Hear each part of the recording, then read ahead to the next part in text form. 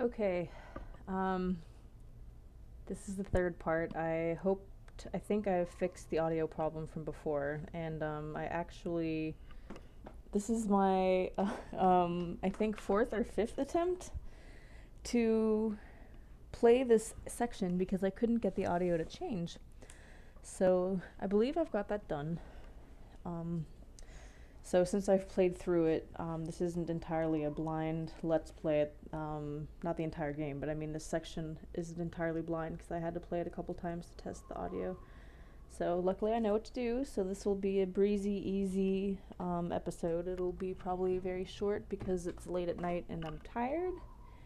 And also because I am just so fed up with this game and I'm fed up with the audio not working with the program I'm using. But I got it to work, I think, so let's go ahead and try it again. Oops, excuse me. Sorry about that, my hand hit the microphone. Yes, very calm. No moon. I don't like that. Can't see what's coming. No moon means surprises, as if we don't have enough already. Mr. Ismay, the White Star Line's president's on board. We're walking eggshells round him, I tell you. Though that's nothing compared to the creeping about my brother-in-law's doing at the moment. His entire London office is in an uproar. Tom works in the Admiralty. Seems our plans for troop deployments against Germany disappeared 3 weeks ago. Tom says the big boys are petrified the Jerrys will get wind of it. Could upset the balance of power. Politics. Desktop espionage. Bureaucrats. Pah, give me the sea. You can toss the rest. Never have. Not since the war. If you hear clinking in the background, don't mind me. It's me drinking a glass of wine because this game has been stressing me out. South Africa. Boer War. The officer was a drinker. He was drunk when they trapped us out on the veldt. On a moonless night, it was a massacre. We never saw them coming. Drink always leads to the devil. Okay. Whatever you say, sir. I mean, I'm just drinking wine now. You're kind of making me feel self-conscious. An interesting connection. For all I know, it could be true. A man's got his troubles. Sick child, being away from home. But I hate whiners and apologizers. Well, thank you for your insight. Have a look, why don't you? Mind you, Phillips will have my head if he catches you in there, but I don't see any harm. Go on in. Thanks, pal. Just let a random passenger into the wireless room, which I could be fiddling and screwing up stuff. I could be sending dirty messages over the wireless, for all you know. Morse code dirty messaging. It's like 1912 sexting. Anyway, yeah, we got this. Well, looky here, from Jagerstrasse, or Jagerstrasse? I don't know how to speak German too well. Except I can say ich spreche Französisch, Italienisch und Englisch. Yeah, look at that. I mean, yeah, das ist gut. Okay, so anyway, so that code that we got is from Zeigel, the strange German dude who has that Rubaiyat or whatever. So now we need to take that message. Wait, did I take it? I think I did, right? Yeah. And go to our decoder and decode it. I say, what's your step? Are you hurt, Henry? No harm done. No harm. I'm so sorry. Trod on my toe. We're the Goss Joneses from Haltwhistle, you know. How are you finding the crossing? It's fine. This didn't happen in the past few times I was playing this section.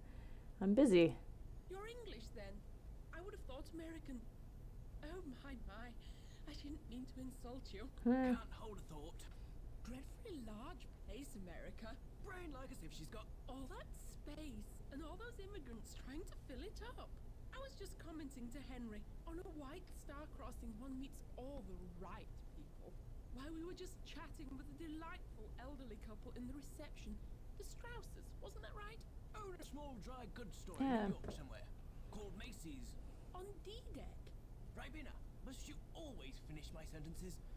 You're as jumpy as that American chap, that photographer. Yes, he was just snapping away. Taking pictures of some German colonel and that Englishman. Snap, snap, snap. War's coming, all right. Mark my words. War? How beastly. Well, Mr. Burns have to fight. He and his wife, such sweet things. But I do see her point. It is their honeymoon. Why he insists on snapping those photos, I haven't a clue. For God's sake, woman, talk, talk, talk, like a madam in a Rangoon bawdy house. Henry, that's unspeakable. So don't speak then. Yaps louder than a scrum of rabid corgis. Now see here, this Burns chap. If you want to see something interesting, take a look at his pictures. He's on C deck, cabin C, 78. Thanks for all that random information. Strange thing to do. Anywho, continuing on. The Strausses that they mentioned actually just now are, I think, Ida and Isidore Strauss. Like I said before, I'm a dork about Titanic history. And I think her name is Ida. It's Ida or Ira, but Isidore, Ida, or it's the guy's name, I don't know. But anyway, he was one of the partial owners of Macy's, and in the movie, if I remember correctly, I think they depicted them as both hugging each other as the water crept over them. That was a very disturbing scene as they were just slowly drowning in their bed. But I think what actually happened in real life was they were on the boat deck, and she was being taken into a lifeboat, his wife, and she refused to get in the boat. I think she said something like, if he can't go, then I'll stay with him, or I'll stay with him on the ship. And so they did. They just stepped aside and let another couple in. And then who knows what happened after that. I guess maybe James Cameron could have been perfectly spot on for all we know. Maybe they really did go back to bed and hold each other. I don't know. But yeah, that's a really dreadful thing to think about. Actually, since I was playing this game, I started looking at Wikipedia pages about the facts, and I found an entire list of passengers. You can see on Wikipedia for the entire list of the ages and names and of the passengers and where they were coming from and where they were heading and if they survived or not. And yeah, that was just really, really rough to look at because there's so many people that died on there and just completely awful. Anywho, getting back to this, we're decoding this suspicious telegram, and we will soon find out what it says.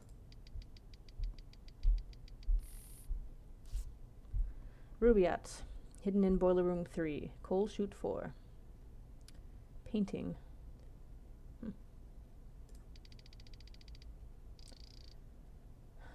Fantastic. Alright. So, let's go back to Miss Penny Pringle, also known as Prissy Annoying Jerk. I don't know, I'm just not a big fan of her. She's on the F deck. Yeah. And let's go tell her what we found.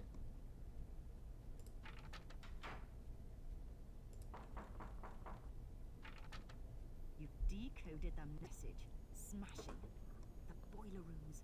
Blast. There's an entrance to the lower decks around here somewhere. Query the lift attendant. He's cheeky, but he knows this ship. Intercept the Rubaiyat before it changes hands. Okay, slamming the door in my face, rude woman. Well, luckily I know where to go already because I've played this like 4 times now in the past 2 hours. It's very annoying because frankly, this is not how I wanted to spend my evening. I have to go to work tomorrow, and I was kind of hoping to have a nice, enjoyable time. Instead, I spent my whole evening trying to get the audio and the kilobytes per seconds and everything all set up correctly, and it was very difficult. Oops. What a passenger! I can't regulate the steam for boilers 1 and 2, so I don't have time for you. You're where you shouldn't be. Get up top before you're kicked up there. In a weird way, he's kind of cute. It might be just because I've been playing the game so much and I'm tired that I've been like starting to think he's kind of cute. Here we go. Oh, I doubt it. She's really acting up. See? Still working the bugs out of her. See for yourself. Have at it. There's a gauge showing the turbine's power output. The needle's got to move into the green zone. Over here. Luckily, I do not need to look at the instruction manual anymore because I've had to do this so many times.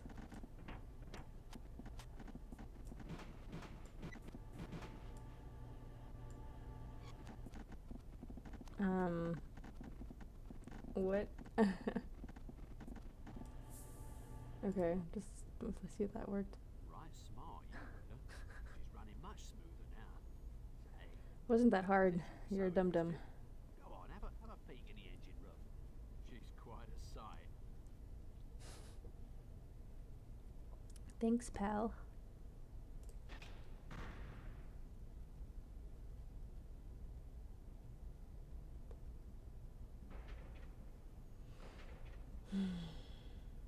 I like how the turbines aren't actually moving. Great great ship. No noise either, you know. It's all quiet. Yep, yep. Ooh. Hi, creep.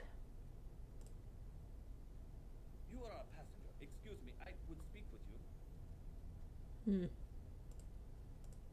Forgive me, I am sorry to intrude on you, a person of such high station. I am Vlad. Okay. I have men. I am leaving my home. I am a Serb and they have killed my wife, my children. The Austrians. For that they will pay. But I do not want to burden you. Please, I need a favor. I have a friend in first class, in cabin A14. Mr. Barbican has a package for me. Can you bring it here? I guess. I am a stowaway. If I am caught, maybe they throw me overboard. Please get the package. I've eaten nothing since we sailed, save for a rat who's not so fast.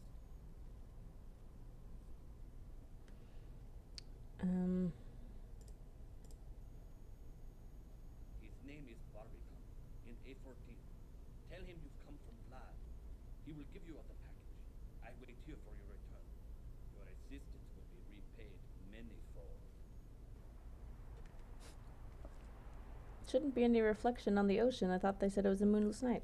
I guess the stars are so bright it does that. Okay, why did it show us that it's 10:15? Okay. So yeah, we're gonna go ahead and get that package and give it back to him in the Rubaiyat, which was supposed to be in the coal chute number 4. We can't get past. I mean, we could get past Vlad, but if you do get past Vlad and take it, when you cross paths with him after you go back up the stairs, you actually will get killed by Vlad. So yeah, you don't want that. So that's why we didn't do it. Okay, let's excuse me, I'm tired. Where did he say he was in A deck, right?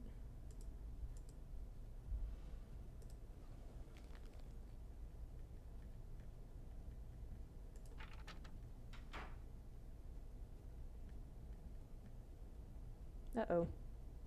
Who is this? Who was that?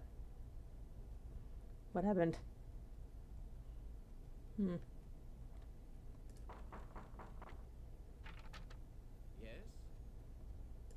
You found him. Sasha Barbican of Barbican Galleries. Now, what is it that I can help you with? For Vlad? He's on board? Please come in. He did it. I told him not to, told him I'd pay his ticket, but he was too proud. Such a tragedy about his family. They were with my mother's people. My mother's people. When Austria took Bosnia, they were killed. Many were with his family family dead, America seems as good a place as any for Vlad. Ask Vlad, I don't know. Here, his things. You'll be glad to get them. It's rather late. We saw Our her. history is quite complex. That was the lady that gave us the necklace at the beginning and was complaining and being a whiny little jerk. Certainly. Georgia's a woman who does not go unnoticed. Georgia exudes a certain romantic paranoia, a condition, I fear, worsened by Charles' own romance with whiskey. Georgia, have you talked to her? You be the judge. She's accused me of outrageous deeds, libelous practically. I'm part Slav, you see, a Serbian on my mother's side. Georgia finds such a mixture a source for wild stories. Not much anyone can do, I'm afraid. George is in clear need of a rest. Clearly. Continuously. One hears there are financial problems. They say Charles owes Andrew Conkling thousands of pounds. Just realized that we're not in the reflection of the mirror. Good night. And don't believe what Lady Georgia says. She's not well. Enjoy your voyage. Well, he is kind of suspicious. So yeah, we will keep it here for now. To the next episode.